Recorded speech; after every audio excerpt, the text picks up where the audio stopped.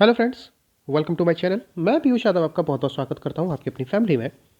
तो अभी तक हमने आपको हिंदी की एक सीरीज़ चलाई थी पिछली साल आरआरबी पीओ के लिए। तो वो तो चैनल पे अभी भी है, एकदम फ्री है, आप लोग उसको देख सकते हो। तो यहाँ पे अभी हम एक नई सीरीज शुरू करने वाले हैं इंग्लिश का वॉर पीयूष के साथ। ये हमारा टाइटल है। लेकिन जैसा कि आपको दिख रहा होगा कि 240 रूल्स हैं और ग्रामर खत्म। जी हाँ, ये वो 240 रूल हैं जो हर बार एग्जाम में बार बार बार बार लगातार पूछे जाते हैं। उसके ऊपर ये हमारा वीडियो है, लेक्चर है। ठीक है, तो ये पहला लेक्चर है। हर लेक्चर में 5 रूल हुआ करेंगे और एक्चुअल में आप लोग देखोगे कि जो रूल है वो एज इट इज़ रूल नहीं है। वो इंग्लिश क्योंकि एक लैंग्वेज है, अगर आपको लैंग्वेज समझ में आ गई तो ये जो भी हम रूल कहते हैं वो बिल्कुल भी मायने नहीं रखेंगे। आपको चीज़ें समझ में आ जाएंगी और इंग्लिश से आपकी दोस्ती हो जाएगी। तो चलो शुरू कर लेते हैं। यहाँ पे देखो, सबसे पहले आज हम कौन कौन से नियम, कौन कौन से रूल हैं जिनके बारे में हम डिस्कस करने वाले हैं और ये हर बार एग्जाम में पूछे ही जाते हैं। इन 5 रूल्स के ऊपर आज हम बात करेंगे। इनमें से पहला कौन सा है? सिंपल प्रेजेंट टेंस का एक इंपॉर्टेंट रूल है कि आपको ये पता होना चाहिए कि सिंपल प्रेजेंट टेंस आखिर किस जगह पे आता है और एग्जाम में ये इतना इंपॉर्टेंट क्यों हो जाता है। क्योंकि जब वो सेंटेंस आपके सामने एक लिखा होगा तो आपको वो एकदम से कॉन्सेप्ट के अकॉर्डिंग एकदम से सही लगेगा, लेकिन फिर भी उसमें एरर होती है। तो वो हम देखने वाले हैं। दूसरा है कंडीशनल कंजंक्शन। ये इस बार के आईबीपीएस एसओ में ये क्वेश्चन आया था एरर डिटेक्शन में। तो इसके ऊपर एक रूल है, यानी कि ये कुछ वर्ड्स होते हैं, व्हेन, अनटिल, अनलेस, आफ्टर, इस तरह के कुछ वर्ड्स होते हैं जो कंडीशनल कंजंक्शन कहलाते हैं। अब आपको कंडीशनल कंजंक्शन क्या होते हैं, क्यों होते हैं, ये जानने की बिल्कुल ज़रूरत नहीं है। वो क्यों ज़रूरत नहीं है? क्योंकि जब आप अपने एग्जाम में बैठे होगे ना तो आपको वो वर्ड्स पता होने चाहिए कि कौन सा वर्ड किस तरह से किसी सेंटेंस में रिएक्ट करता है। ठीक है, अगर आपको ये जानकारी है तो आपको क्या करना है कि कंडीशनल कंजंक्शन क्या होते हैं भाई, नहीं करना ना कुछ। तो एक रूल हम इसके ऊपर पढ़ने वाले हैं। दूसरा है प्रेजेंट कॉन्टिन्यूस टेंस का एक इंपॉर्टेंट रूल है। वो प्रेजेंट कॉन्टिन्यूस में कैसे है? कुछ वर्ड्स होंगे आपके सामने कि अगर वो वर्ड्स आपके आगे एक सेंस में, कोई आपका एक सेंस लग रहा होगा उस सेंटेंस में, अगर उसमें वो वर्ड फिट होता है तो आपको हमेशा ही वह प्रेजेंट कॉन्टिन्यूस टेंस यूज़ करना पड़ेगा। दूसरा है स्वाभाविक या मानसिक एक्टिविटी कोई आपकी हो जाए। स्वाभाविक या मानसिक एक्टिविटी, जैसे कि आपने कीचड़ को देखा, ठीक है, आपने कोई ऐसी बहुत ही गंदी सी चीज़ देख ली, तो आपके मन में सबसे पहले कौन सी चीज़ है, एक भाव आएगा। वो कैसा आपके मन में भाव होगा बताइए? वो एकदम गंदा सा होगा, हेट टाइप का जो भाव होगा वो आपका स्वाभाविक हो जाएगा। एक मानसिक, मानसिक चीज़ें कैसी हो जाएंगी बताइए? कि आप किसी चीज़ को देखते हैं, आपको खुशी मिलती है, तो वो आपका क्या हो जाएगा, मानसिक हो जाएगा।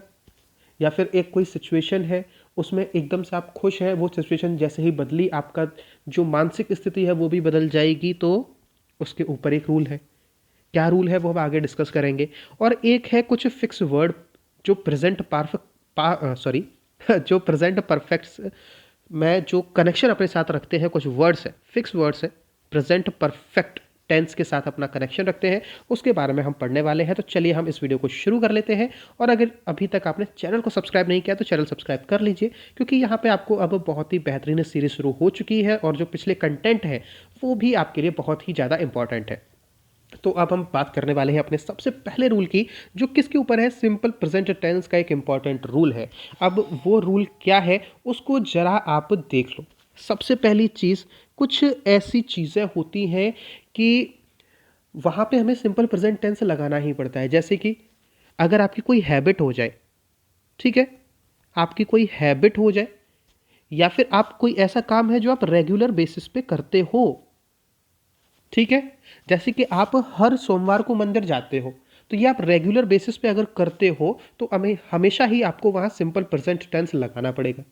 ठीक है, और मैं कुछ वर्ड्स आपको लिखाए दे रहा हूँ, अगर किसी सेंटेंस के अंदर वो वर्ड्स आपको देखने के लिए मिल जाए और वो वर्ड्स क्या बता रहे हो, किसी भी हैबिचुअल एक्शन के बारे में बताने की कोशिश कर रहे हो, यानी कि आप कोई काम कर रहे हैं, उस काम को डिफाइन करने के लिए कुछ वर्ड्स हैं, वो अगर वर्ड्स आ जाए तो आपको हमेशा ये याद रखना पड़ेगा कि वहाँ पर सिंपल प्रेजेंट टेंस आएगा। यानी कि दूसरे वो वर्ड्स हैं, वो कौन कौन से वर्ड है मैं आपको यहाँ लिखा देता हूँ। सबसे पहला जो आपका वर्ड है वो है हार्डली, यानी कि बहुत मुश्किल से, ना के बराबर। ठीक है, दूसरा होता है स्कार्सली, इसका भी यही मतलब होता है। ठीक है, तो ये वर्ड्स आपको याद रहने चाहिए जब भी आप किसी भी एरर डिटेक्शन के क्वेश्चन को कर रहे हैं और आपको ये वर्ड्स अगर देखने के लिए मिलते हैं तो इनका ये रूल आपके दिमाग में एक बार जाना चाहिए कि ऐसा तो नहीं है कि इसी के ऊपर उसने कोई एरर बनाने की कोशिश की हो। ऑलवेज या फिर नेवर, अगला हो जाएगा सेल्डम और यूजुअली। यूजुअली हो गया। अगला आपका जो वर्ड है वो हो जाएगा ऑफन। अगला आपका वर्ड हो जाएगा एवरीडे या फिर डेली। अगर ये आपको वर्ड्स अपने देखने के लिए मिल जाएं और इनके साथ आपको क्या मिलेगा, जैसे कि I never go to college, मैं कभी भी कॉलेज नहीं जाता, तो यहाँ पे क्या बताया जा रहा है, आपका एक क्रियाकलाप हो रहा है, कौन सी एक्शन हो रही है, कॉलेज जाने की। उससे पहले अगर ये कोई वर्ड्स आपको जुड़ रहे हैं जो उस क्रियाकलाप जो भी आप कर रहे हो जिसके बारे में आप बता रहे हो उसको थोड़ा सा और ज़्यादा डिफाइन कर दें, तो हमेशा याद रखना आपको जो टेंस यूज करना है वो कौन सा टेंस आप हमेशा यूज करोगे, वो हम हमेशा करेंगे सिंपल प्रेजेंट। सिंपल प्रेजेंट में यानी कि बताइए प्रेजेंट इंडेफिनिट टेंस का प्रयोग करेंगे। ठीक है, इसके थोड़े से हम एग्जाम्पल अगर देखें तो यहाँ पे देखो, आप एग्जाम्पल अगर बात करते हैं तो सबसे पहले आपके सामने कुछ ऐसे लिखा मिल सकता है, Madhu is always, Madhu is always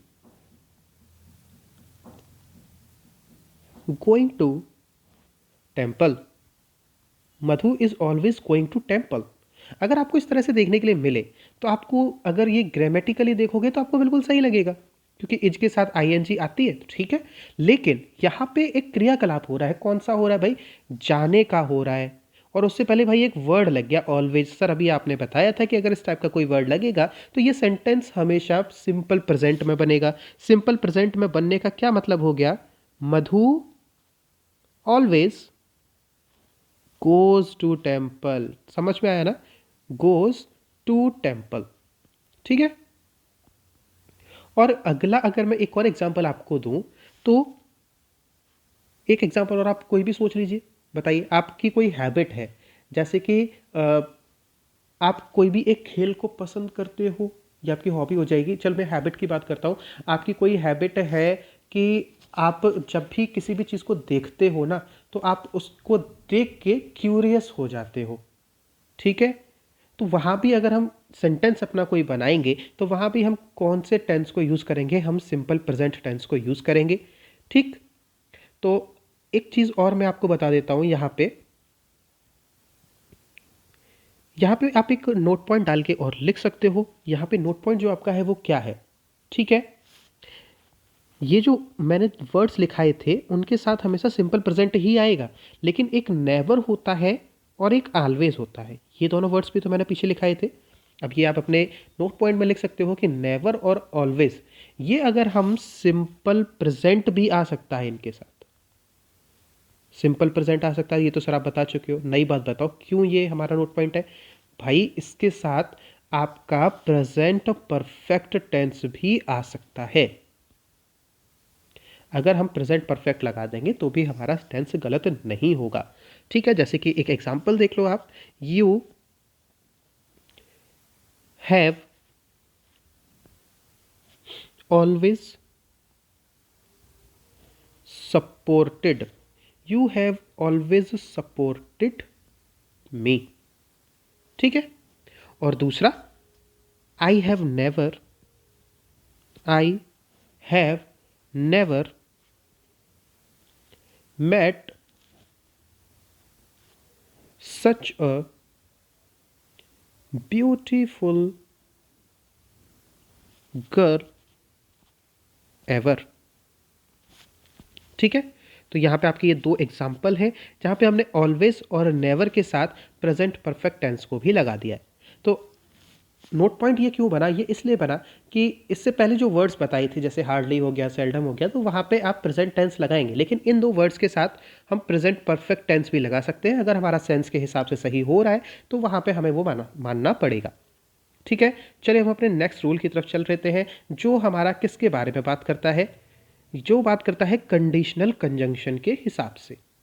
ठीक है, कंजंक्शन यानी कि जोड़ने वाला। तो यहाँ पे जब दो सेंटेंसेस को आपस में जोड़ा जाएगा तो वहाँ पे आपके कुछ वर्ड्स ऐसे हैं जो अगर आपके आएंगे उस सेंटेंस के अंदर तो वहाँ पे वो कुछ अपनी स्पेशल क्वालिटी को दिखाएंगे। ठीक है, तो सबसे पहले मैं एक बात आपको जो बता रहा हूँ उसको आप ध्यान से सुनना कि कंडीशनल कंजंक्शन जैसे कौन कौन से हो सकते हैं।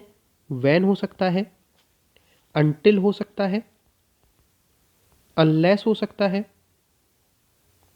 आफ्टर हो सकता है, और क्या क्या हो सकता है भाई, बिफोर हो सकता है, एज सून एज हो सकता है, एज सून एज हो सकता है, या फिर एज लॉन्ग एज हो सकता है। मोस्टली यही एग्जाम में वर्ड्स पूछे जाते हैं तो मैं एटीसी लिख दे रहा हूँ। तो ये अगर वर्ड आपके हैं और ये किसी भी सेंटेंस में अगर जुड़ेंगे, ठीक है, अगर ये किसी भी सेंटेंस में जुड़ेंगे तो आपको क्या करना है, इनके साथ कभी भी विल या शैल नहीं लगाना है। इनके साथ हमें कभी भी विल या शैल नहीं लगाना है। ये आईबीपीएस एसओ में इस बार की इंग्लिश में पूछा गया था। ठीक है, तो यहाँ पे मैं एक एग्जांपल आपको देता हूँ, फिर आप देखिए कि क्या ये चीज़ सही है। ठीक है, चलो इसमें कंडीशनल सेंटेंस कैसे कैसे हो सकते हैं। यहाँ पे देखो, if you will give me blood, if you will give me blood, I will give you freedom. अच्छा, सुनने में तो अच्छा लग रहा है, बढ़िया लग रहा है, देखने में भी ठीक लग रहा है, तो इसमें गलती है क्या सर? बिल्कुल है। यहाँ पे आपका कोई कंडीशनल कंजंक्शन है क्या? बिल्कुल है सर। क्या है? इफ, यानी कि कंडीशन लग रही है कि यदि तुम ऐसा करोगे तो मैं ये करूँगा। ठीक है, तो ये कंडीशन बन रही है ना, तो यहाँ पे कंडीशनल कंजंक्शन से शुरू होने वाला वर्ड आया है ना, इफ। तो मैंने क्या कहा था कि अगर यहाँ से शुरू होगा कोई भी सेंटेंस तो उसमें आप विल या शैल नहीं लगाओगे। तो इन्होंने विल या शैल लगा दिया है, आप इस विल या शैल को हटा दो। आप इस विल या शेल को अगर आप इरेज कर दोगे तो ये मेरा सही हो जाएगा। If you give me blood I will give you freedom. तो ये सेंटेंस मेरा सही हो जाएगा। ठीक है, ये बहुत ही छोटा सा रूल था, लेकिन ये इतना ज़्यादा इंपॉर्टेंट हो जाता है जब आप एग्जाम में बैठते हो। ये देखने में एकदम सही लगता है, लेकिन आज के बाद ये आपको कहीं भी गलत नहीं करना है। यहाँ पे चलिए इफ़ को भी आप जोड़ लीजिए, जो ईटीसी लिख दिया है वहाँ पे चाहो तो आप कह रहोगे सर आपने इफ़ नहीं लिखा है, तो लो इफ़ भी लिख लो। ठीक है, तो जहाँ भी कंडीशन बन रही हो कोई भी दो सेंटेंसेस के बीच में कि अगर ऐसा हो तब ऐसा हो जाए, ठीक है, या फिर जितना जल्दी ये काम होगा तो ऐसा हो जाएगा, तो कंडीशंस जब भी दो सेंटेंस में मिलके बने तो वहां पे हमें इस रूल को ध्यान रखना है। तीसरे रूल की बात कर लेते हैं। प्रेजेंट कॉन्टिन्यूअस टेंस का एक इंपॉर्टेंट रूल है और ये एग्जाम में बहुत बार पूछा जाता है। तो ये कौन सा रूल है सर? तो वर्ड पे काफ़ी सारे बेस्ड रूल हो जाते हैं। अब यहाँ पे देखो, कुछ यहाँ पे मैं वर्ड्स लिखा रहा हूँ। एट प्रेजेंट, एट प्रेजेंट यानी कि अभी। नाउ अ डेज, नाउ अ डेज, और कुछ और भी वर्ड्स हैं जैसे कि दीज डेज, यानी कि हम इन समय की बात कर रहे हैं जो अभी का समय चल रहा है। या फिर एट द मोमेंट आपको मिल जाए, एट द मोमेंट आपको मिल जाए, या फिर और कौन से वर्ड मिल जाए, नाउ मिल जाए या स्टिल मिल जाए। तो अगर आपको ये वर्ड्स अगर मिलते हैं, ठीक है, तो हमेशा ही आपको कौन सा टेंस लगाना है सर? हमको सर हमेशा ही प्रेजेंट कॉन्टिन्यूअस टेंस लगाना ही लगाना है। इस बात को आप ध्यान रख लो, ये वर्ड्स हम नोट कर लो। At present, nowadays, these days, at the moment, now, still. अगर आप इन वर्ड्स को ध्यान रखोगे तो जब भी आपके एग्जाम में जब आप एरर डिटेक्शन के क्वेश्चंस को सॉल्व कर रहे होगे, और जैसे आपको इन वर्ड्स को आपने ध्यान कर रखा है कि इनके ऊपर एक रूल होता है, तो जैसे ये वर्ड आपको सेंटेंस में दिखेगा ना, तो आपका दिमाग एकदम से जाएगा कि मैंने इसके ऊपर कोई ना कोई रूल पढ़ा था। अब कौन सा रूल पढ़ा था कि हाँ, अगर ये चीज़ें आ जाए तो सेंटेंस हमारा प्रेजेंट कॉन्टिन्यूस होता है। तो तुरंत हम क्या करेंगे, हम ये देखेंगे क्या उस सेंटेंस में प्रेजेंट कॉन्टिन्यूस टेंस यूज़ किया गया है। हो सकता है वहीं पे एरर हो, तो ये सोचने का एक तरीका होता है जब आप एग्ज़ाम में बैठ के अपनी एरर को सॉल्व कर रहे होते हैं तब। ठीक है। अब यहाँ पे देखो, मैं एग्जाम्पल अगर आपको दूं तो मैं आप पहला एग्जाम्पल आप देख लो। दीज डेज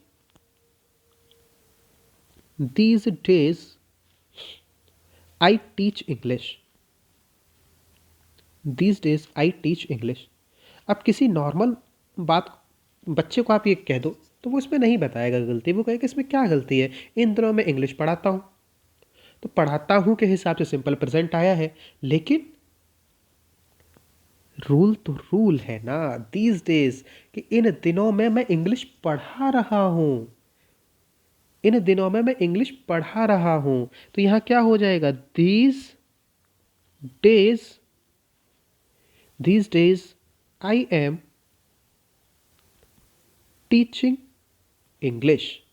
अब देखो दोनों में बहुत ज़्यादा फर्क है। अगर आप थोड़ा सा भी अपने मन पे ध्यान दोगे, थोड़ा सा भी सेंस के ऊपर ध्यान दोगे, तो आपको क्या समझ में आएगा। अगर मैं क्या कहता हूँ, this days I teach English, इन दिनों मैं इंग्लिश पढ़ाता हूँ, यानी कि जब 22 आज 23 जनवरी है ना, तो जब 23 जनवरी जब जब आती है तब तब मैं इंग्लिश पढ़ाता हूँ।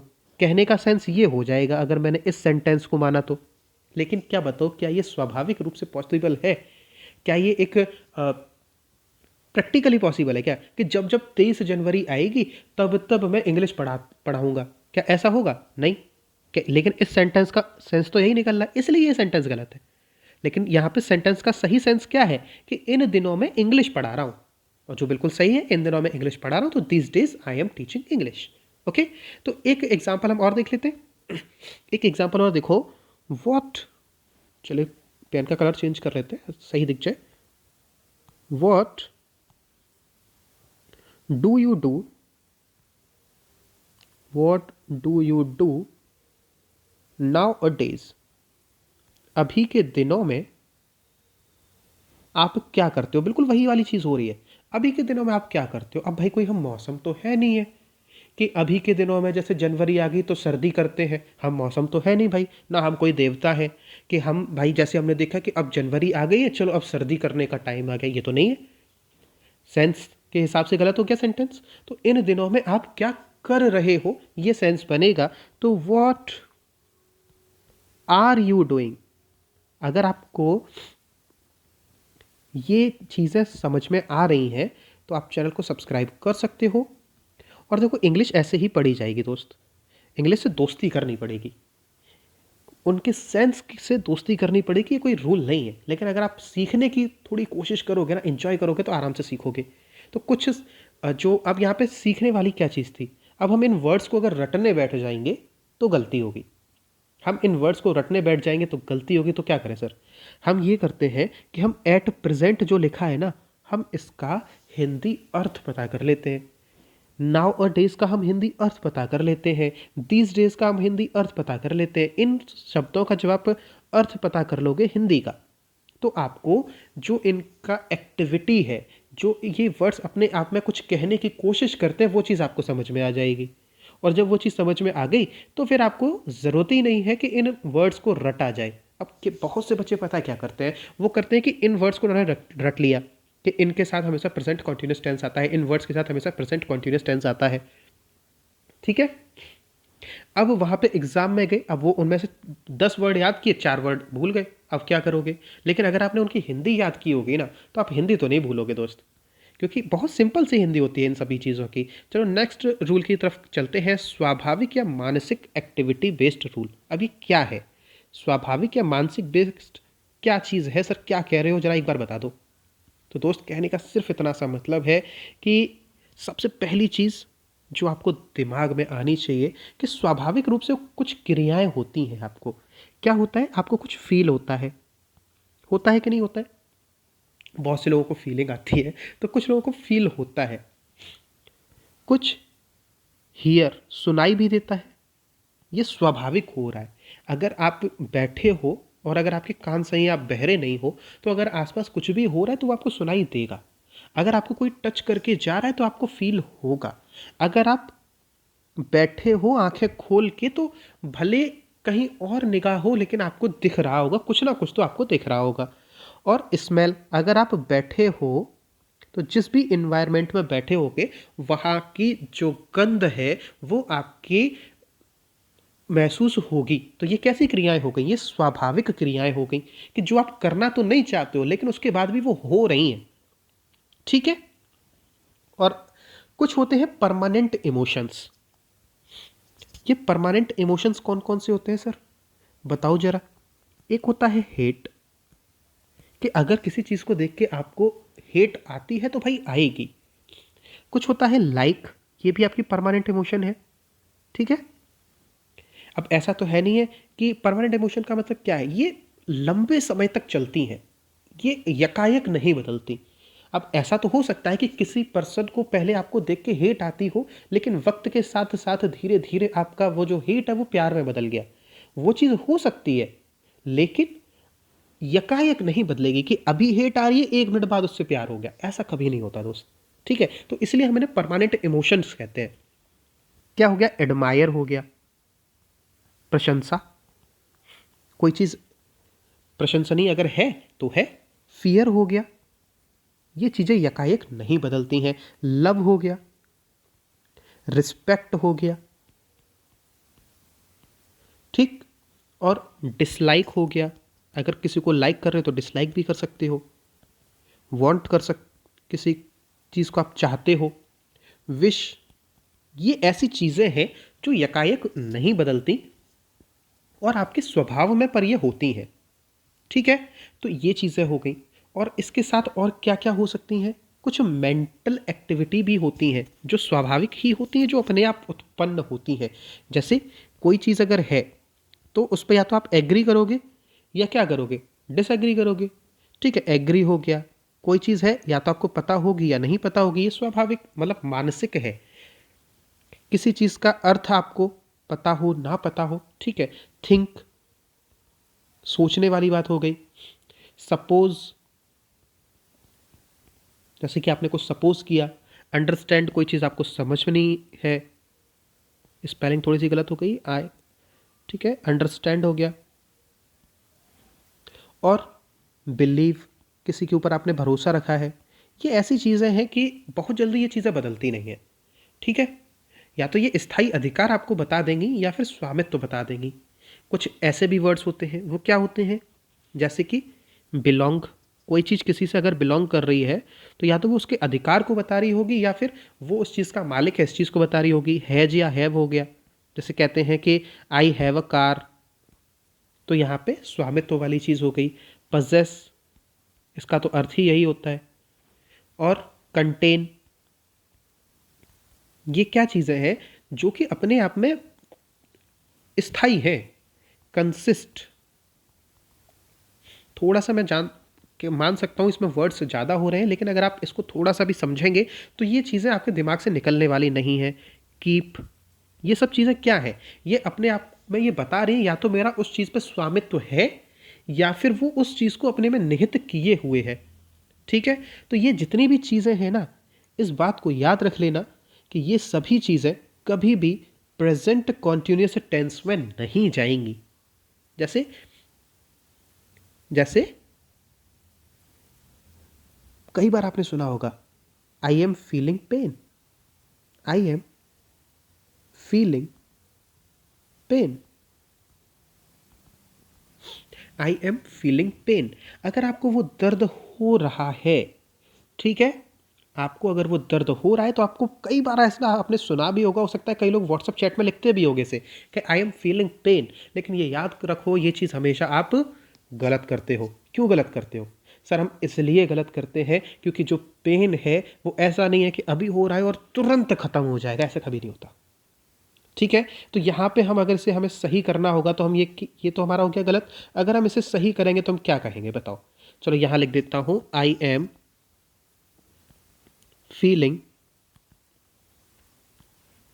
पेन, मुझे दर्द महसूस हो रहा है। अब अगर आप ये कहना चाहते हो ना तो आप इसे कैसे कहोगे? ये चीज़ अगर आपने लिखी सुनने में बहुत अच्छी लग रही है लेकिन कॉन्सेप्चुअली ये गलत है। तो यहाँ पे आप क्या करोगे? आई फील पेन, ठीक है, क्योंकि आप प्रेजेंट की बात कर रहे हो तो हमने सिंपल प्रेजेंट में उसको बदल दिया है। और बताओ, और अगर मैं उसका कोई एग्जांपल अगर आपको दूं तो चलो एक एग्जाम्पल देते हैं, शी इज़ लाइकिंग मी। देखो छोटे छोटे एग्जाम्पल हैं, वो इसलिए हैं जैसे कि चीज़ें आपको समझ में आनी चाहिए दोस्त। अब मैं बड़े बड़े एग्जाम्पल लिखूँ तो वो तो जब प्रैक्टिस करेंगे तब करेंगे। तो शी इज़ लाइकिंग मी, इसका कहने का क्या मतलब हो गया, आप समझ रहे हो ना, सेंस समझने की कोशिश करना। शी इज़ लाइकिंग मी, वो आपको, वो मुझे पसंद कर रही है।